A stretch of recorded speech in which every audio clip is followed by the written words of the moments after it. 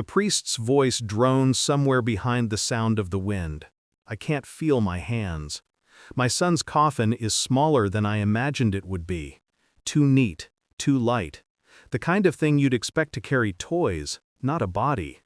Someone touches my shoulder. I don't look. I'm staring at the phone in my palm, at the message that came minutes ago. Sorry, important business meeting. Can't make it. Tell them I'm thinking of you. The words are perfect, composed, corporate, detached, just like her.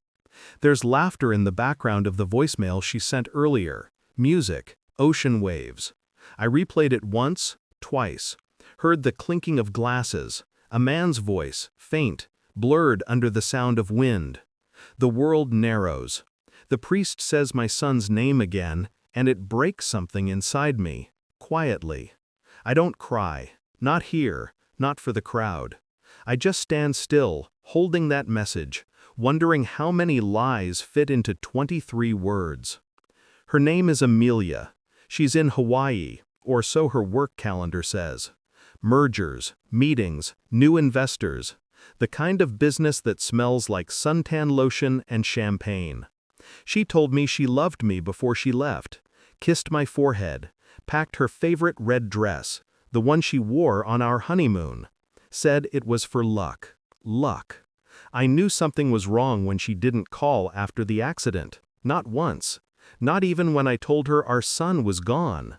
She texted later, "Oh my God, I can't believe this happened." Can't believe, yes, but she didn't feel it. Grief reveals more than truth. It exposes emptiness.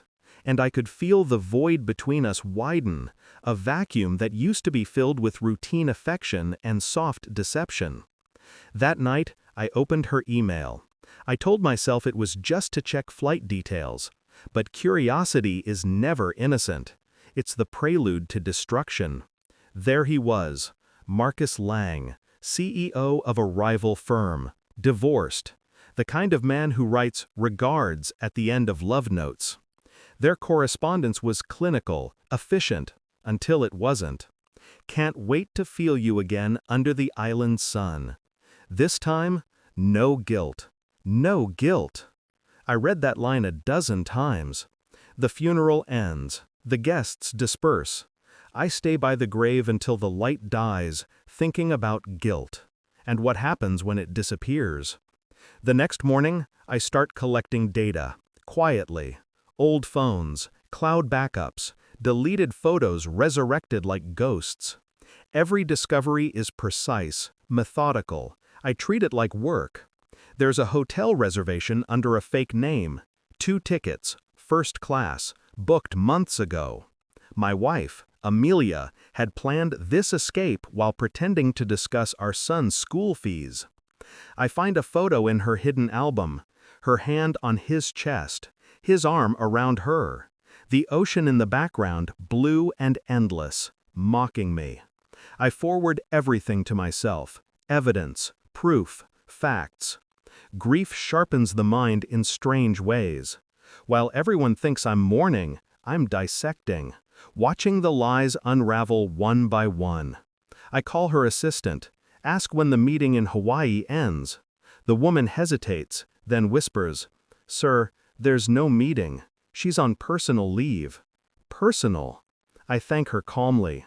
Then I drive to my son's room, sit on the floor beside his toys. The dinosaur he loved still smells faintly of him.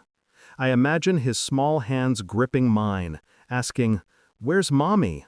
She's gone, I think, and I finally understand the weight of that word. But I don't rage, I don't scream, because grief is already a storm, and now I've learned to use it. 3 days later, I video call her. She answers, sunlight spilling over her skin, hair damp, wearing that red dress.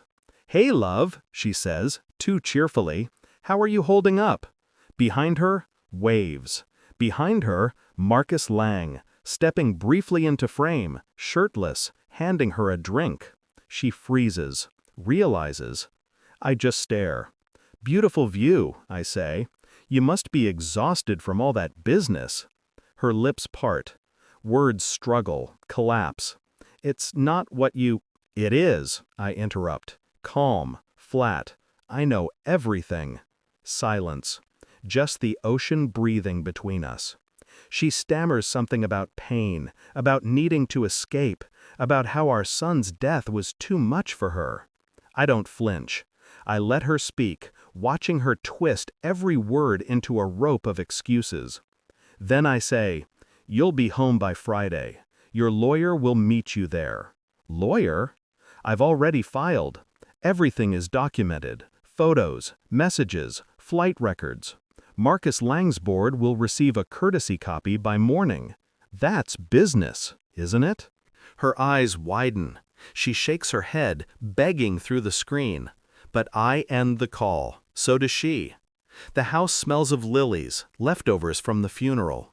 The same scent she used to wear. She steps in, pale, trembling, eyes red from crying or lack of sleep. "Please, we can talk." I hand her a folder. Inside, the transfer deed. Her signature already forged from an old document, something she'll never notice until later. "I'm giving you the beach house," I say.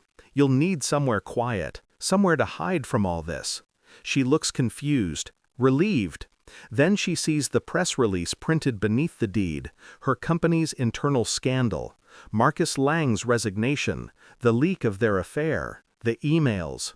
Her face drains of color. "You wouldn't?" I already did. I don't raise my voice, I don't move closer. She collapses into the couch, whispering my name as if it might save her. I just watch. There's no satisfaction in it, just equilibrium, the balance restored. That night, I stand by my son's grave again. The air is colder now, the world quieter. Amelia will spend months cleaning up the wreckage, professionally, publicly, privately. Every headline will cut her like glass. I'll move somewhere smaller, quieter, a place where no one knows the story. Grief no longer burns, it calcifies, turns to something harder, unbreakable. I whisper his name once more, just to feel it leave my lips. Then I let it go. As I walk away, my phone buzzes, a new message from her. "Why did you do this?" I don't reply, because she already knows. And for the first time in months, the silence feels like peace. Final line: love ended in Hawaii. The funeral just made it official.